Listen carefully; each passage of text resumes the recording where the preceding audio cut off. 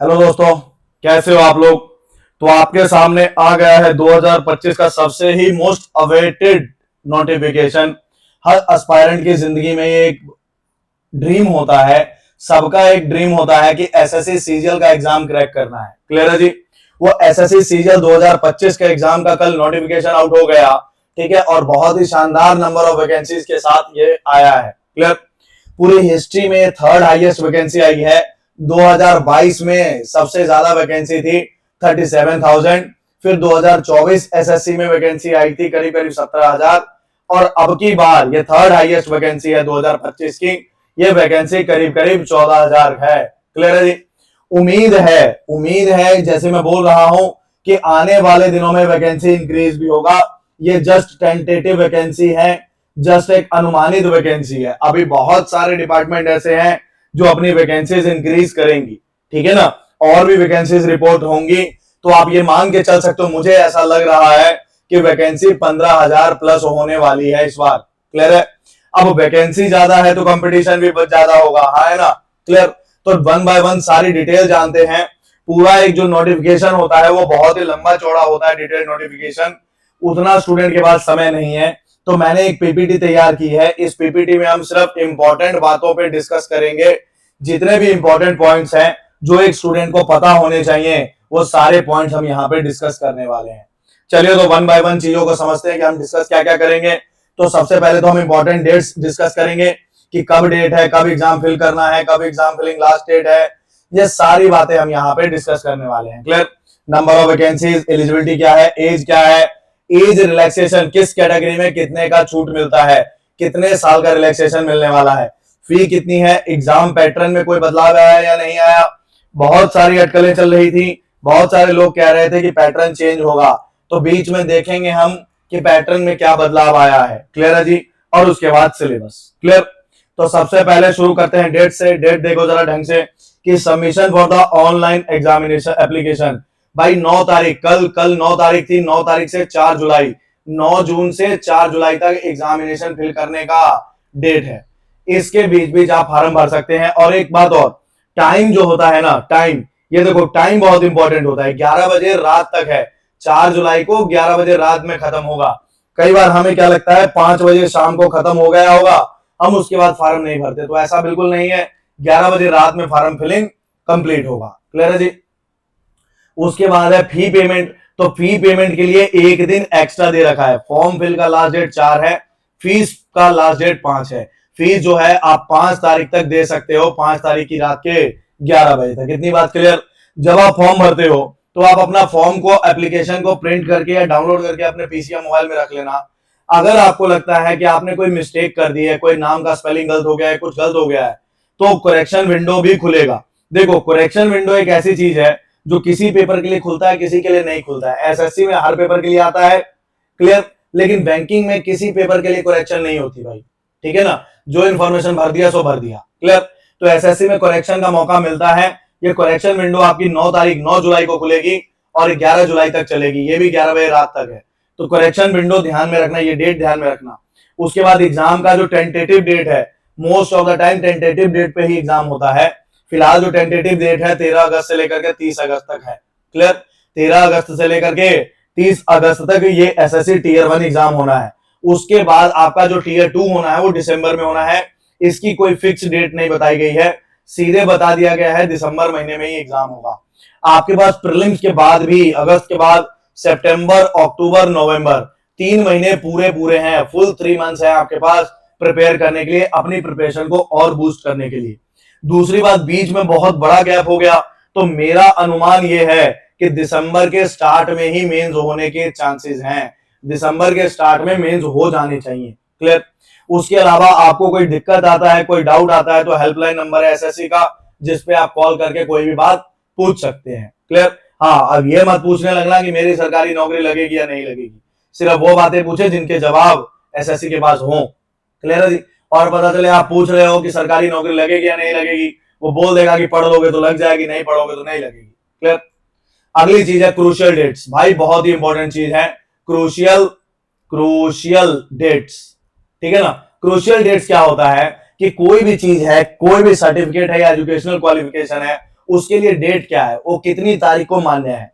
तो भाई देखो, एज जो ध्यान में रखा जाएगा, जो नापा जाएगा, वो 1 अगस्त से नापा जाएगा। आपको पता है एसएससी में अलग अलग पोस्टें आती हैं, कईयों की एज 27 साल भी होती है, कईयों की 28 होती है, कईयों की 30 और किसी किसी के लिए 32 भी है। क्लियर? तो मुझे कैसे पता चलेगा मैं 27 वाले में हूं, 28 वाले में हूं या 32 वाले में हूं? तो आपने 1 अगस्त को ध्यान में रखते हुए अपनी एज नापनी है। अपनी एज जो कैलकुलेट करनी है वो 1 अगस्त के हिसाब से कैलकुलेट करनी है। अगर 1 अगस्त को आप 27 के पूरे हो गए हो तो फिर आप 27 वाले में नहीं भर सकते, फिर आप 28 वाले में भरोगे, 30 वाले में भरोगे। क्लियर हो? सेम एजुकेशनल क्वालिफिकेशन, जैसे कि आपको पता है ग्रेजुएशन चाहिए होता है। क्लियर? तो आपको ग्रेजुएशन का जो डिग्री वगैरह है वो 1 अगस्त तक आपके हाथ में होना चाहिए। अगर डिग्री नहीं तो at least DMC detail marksheet, clear, वो आपके हाथ में होनी चाहिए। क्यों? क्योंकि सभी यूनिवर्सिटीज डिग्री जो है वो 1 तारीख को नहीं रिलीज करती हैं, लेकिन डीएमसी ऑलमोस्ट सभी का 1 अगस्त तक आ चुका होता है। तो आपके ये एजुकेशन क्वालिफिकेशन का क्रूशियल डेट है। कास्ट सर्टिफिकेट जैसे ईडब्ल्यूएस वगैरह का सर्टिफिकेट है, ठीक है ना, ओबीसी का सर्टिफिकेट है, तो ये सारे सर्टिफिकेट जो हैं वो 1 अगस्त से 1 अगस्त तक बेशक फॉर्म जब मर्जी भर रहा है, जून 9 से जुलाई 4 तक फॉर्म फिलिंग है। क्लियर? फॉर्म फिलिंग बेशक ये डेट में है, लेकिन कास्ट सर्टिफिकेट ये सारी चीजें 1 अगस्त तक होनी चाहिए। क्लियर? आप 1 अगस्त से पहले पहले बना लोगे तो वैलिड हो जाएगा। समझ रहे हो कि नहीं? मतलब 1 अगस्त से पहले पहले आपके पास सारे सर्टिफिकेट होने चाहिए, आपका एज फिट बैठना चाहिए। क्लियर है जी? अगली चीज आती है 14,582। टोटल नंबर ऑफ पोस्टें जो है ये अभी भी अनुमानित है, टेंटेटिव है, फिक्स नहीं है। पूरे पूरे चांसेस हैं कि ये वैकेंसीज इंक्रीज होंगी। ये टोटल नंबर ऑफ पोस्ट जो है डेफिनेटली इंक्रीज होगा, मेरे हिसाब से 15,000 प्लस जाने वाला है। क्लियर है जी? अलग अलग डिपार्टमेंट जैसे आपको पता है एसएससी में आता है, एसएससी एक ड्रीम पोस्ट होता है यार सभी का। क्लियर? तो ये अलग अलग ग्रुप वाइज है, ग्रुप ए बी, नीचे सी भी है, ये सी भी है। क्लियर? और ये डिपार्टमेंट है, नेम ऑफ द पोस्ट किस मिनिस्ट्री के अंदर आता है। सबसे अहम चीज है एज, कि भाई किसके लिए कितना एज ग्रुप चाहिए। देखो किसी के लिए 20 से 30 चाहिए, किसी के लिए 18 से 30 चाहिए, हाँ है ना। तो ये ध्यान से देख लेना, मैं इसकी पीडीएफ अपने टेलीग्राम चैनल पे डाल दूंगा, वहां से आप इसको डाउनलोड करके पूरा अनुमान लगा लेना कि भाई किस पोस्ट के लिए कितना कितना एज ग्रुप है। क्लियर? आप फिट भी बैठ रहे हो कि नहीं? किसी किसी के लिए 32 भी है, देखो। क्लियर है ना? ठीक है जी? तो ये सारी चीजें आपको ध्यान से अनुमान ऑब्जर्व करनी पड़ेंगी। क्लियर है जी? उसके बाद आता है पे स्केल, तो ये अलग अलग है ना, ये पे स्केल लेवल 5 है, लेवल 4 है, जितना जितना नीचे जाता जाएगा। ग्रुप सी का पोस्ट है, डिपार्टमेंट है, पोस्ट का नाम है। क्लियर? एज ग्रुप है भाई। क्लियर? अगली बात करें क्या? आगे बढ़ते हैं हम यहां से, ठीक है जी? हम यहां से आगे बढ़ते हैं। जैसे ये है ना, देखो ना, सब इंस्पेक्टर इन नार्को में सब इंस्पेक्टर जाना है तो 18 से लेकर के 27 साल तक की पोस्ट है आपकी। क्लियर? 18 से 27 तक आपकी एज ग्रुप है। क्लियर? अगली जो चीज है यहां से वो ये है सबसे इंपॉर्टेंट, ये तो हमने डिस्कस कर लिया ना, कि जो 18 से 27 साल वाले हैं उनका एज जो डेट ऑफ बर्थ है, उनका डेट ऑफ बर्थ है वो रेंज, उसका रेंज जो है वो रेंज ये होना चाहिए। क्लियर? 2/8/1998 के पहले नहीं होना चाहिए और 1/8/2007 के बाद नहीं होना चाहिए। क्लियर? जो अपने क्या कहते हैं 20 से लेकर के 30 वाले हैं उनका एज ग्रुप ऐसा होना चाहिए। जो 18 से 30 है उसका रेंज ये रेंज आपको चेक करनी है कि आपका डेट ऑफ बर्थ किस वाले में फिट बैठ रहा है। जिसमें आपका डेट ऑफ बर्थ फिट बैठेगा आप उसी के लिए एलिजिबल है। पेपर आप सबके लिए देंगे, ऐसा नहीं है कि पेपर नहीं, पेपर आप देंगे, जब मेरिट लिस्ट बनेगी तो उसमें आप फिर छांट दिए जाएंगे, आपका एज ग्रुप के हिसाब से पोस्ट अलॉट होगा। आई होप आपको ये बातें क्लियर हो गई होंगी एज वाली। क्लियर? एज रिलैक्सेशन भी मिलता है अगर आप SC ST कैटेगरी से हैं, तो जो 18 से जिनका लास्ट एज 30 है तो उनको 30 नहीं, उनको मानना पड़ेगा 35। क्लियर? अगर कहीं 27 है तो फिर उनको मिलेगा 32। अगर 32 है तो उनके लिए एज ग्रुप जो चलेगा वो कितना चलेगा? 37। क्लियर? 5 साल का रिलैक्सेशन है SC ST में, OBC में 3 साल का रिलैक्सेशन है, और पर्सन विद डिसेबिलिटी अनरिजर्व्ड वालों को 10। ये अलग अलग है भाई, अलग अलग पोस्टों के लिए अलग अलग रिलैक्सेशन है। ये सारा डिटेल है आपके पास। अगली चीज ये क्या है, जो हाँ ये JSO के लिए क्वालिफिकेशन है, जो पोस्ट है JSO की, इसके लिए आपके पास ये 60% जो है वो होना चाहिए। क्लियर? इंस्टीट्यूट से मैथ्स में, और मैथ्स आपने पढ़ा होना चाहिए 12वीं में। क्लियर? ये जो JSO है, ये 2 पोस्टें आती हैं, एक JSO की और एक स्टैटिकल इन्वेस्टिगेटर जेल अपना ग्रेड 2 की। इन दोनों के लिए स्पेशल क्वालिफिकेशन चाहिए होता है, स्पेशल क्वालिफिकेशन है। तो ये देख लेना आप इसमें फिट बैठ रहे हो या नहीं बैठ रहे हो। बाकी सबके लिए तो कुछ भी नहीं है, बाकी सबके लिए तो कॉमन क्वालिफिकेशन चाहिए। वो क्या है? सिंपल बंदा ग्रेजुएट होना चाहिए। कब? 1 अगस्त से पहले पहले, 1 अगस्त तक। क्लियर? बाकी सारी पोस्टों, सिर्फ ये 2 पोस्टों के लिए ही स्पेशल है, बाकियों के लिए स्पेशल नहीं है भाई। क्लियर? अगली चीज है सिलेबस। भाई पेपर पैटर्न, तो पेपर पैटर्न को लेके बड़ा पंगा पड़ा हुआ था। बहुत लोग कह रहे थे पेपर पैटर्न चेंज होगा, डिले हो रहा है, अगर नोटिफिकेशन तो कोई ना कोई बदलाव आएगा। तो वो क्या बदलाव आया है? तो पहले तो प्रीलिम्स में कोई बदलाव नहीं आया भाई। पहले भी 100 सवाल होते थे, 200 नंबर के, 1 घंटे का पेपर होता था। क्लियर? आज भी वही है ना? उसके अलावा पेपर जो है वो हिंदी इंग्लिश में भी होगा, और नेगेटिव मार्किंग जो है वो 1/4 की होगी। 25% जो है वो नेगेटिव मार्किंग भी होगा प्रीलिम्स में। मेंस में बोला जा रहा था कि मेंस में पैटर्न चेंज होगा, लेकिन बिल्कुल भी पैटर्न चेंज नहीं हुआ है। जैसे पहले होता था 2 सेशन, सेशन 1, सेशन 2। क्लियर?